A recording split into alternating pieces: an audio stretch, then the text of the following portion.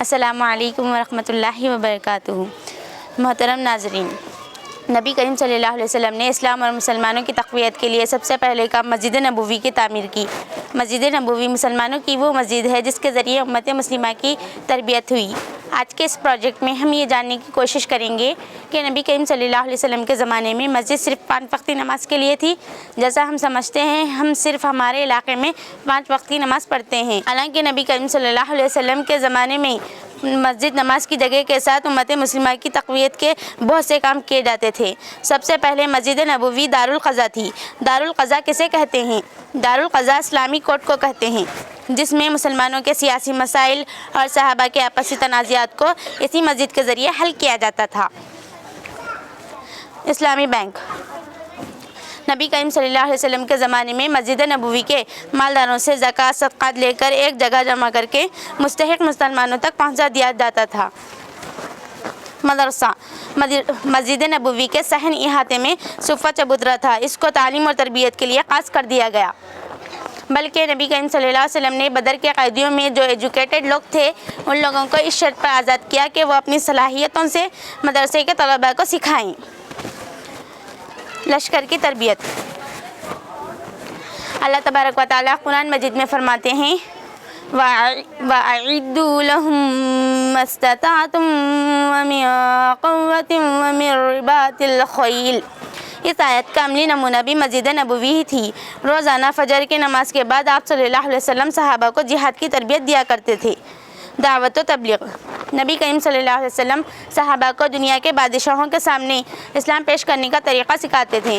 بعض ہفتہ دنیا کے الگ الگ ممالک سے لوگ آتے تھے اور ان لوگوں کو مسجد نبوی میں ہی قیام کا انتظام تھا۔ یہ تھی مسجد نبوی جس میں نبی کریم صلی اللہ علیہ وسلم نے صحابہ کو تربیت فرمائی تھی۔ یہ ہمارے علاقے کی مسجد ہے جو کہ تعمیری اعتبار سے مسجد نبوی سے بڑی ہے۔ اور اس مسجد میں کرنے کے کام: ہماری مسجد میں منظم مکتب ہونا چاہیے جس میں ہر عمر کے افراد تعلیم اور تربیت حاصل کر سکتے ہیں۔ منظم مکتب سے مراد ایسا نظام تعلیم جس میں قرآن مجید تجوید کے ساتھ اور دین کی بنیادی معلومات حاصل ہوں۔ لائبریری ہماری مسجد میں ایک ایسی لائبریری ہو جہاں پر دین کی مستند کتابیں اور پڑھنے والے طلباء کے لیے مطالعے کا نظام ہو۔ دارالقضا ہماری مسجد کو دارالقضا بنانا چاہیے جس سے مسلمانوں کے آپسی جھگڑے اسی مسجد کے ذریعے حل ہو۔ اسلامی بینک ہماری مسجد میں مسجد نبوی کی طرح مسلمانوں سے زکوٰۃ اور صدقات لے کر ان کو ایک جگہ جمع کر کے مستحق مسلمانوں تک بلا سودی قرض دے سکتے ہیں۔ انسٹیٹیوٹ مسلمانوں کے وہ بچے جو مہنگے اسکول اور کالج میں تعلیم حاصل نہیں کر سکتے، ایسے بچوں کے لیے تعلیم اور تربیت کا مستقل نظام ہونا چاہیے جس کے ذریعے طلباء کرام پروان چڑھ سکیں۔ اور ہم اس انسٹیٹیوٹ کے ذریعے سوشل ورک چلا سکتے ہیں جس سے ہمارے علاقے کے مسلمانوں کی صلاحیتیں اور مزید پروان چڑھ سکے۔ سوشل ورک ہم اپنی مسجد کے